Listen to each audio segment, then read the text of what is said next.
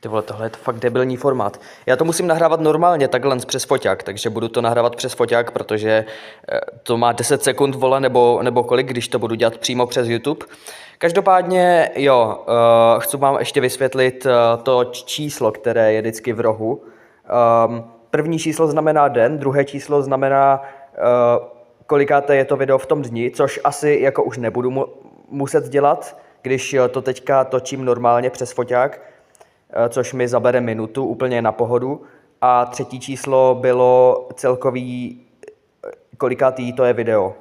Jo, takže dámy a pánové, jo, bylo to úplně na hovno tady ten formát, reálně se mi to pletlo, jsem tam používal tečku a lomeno a první video bylo, že nejdřív tečka, pak lomeno, pak to bylo naopak, prostě chaos, takže tak.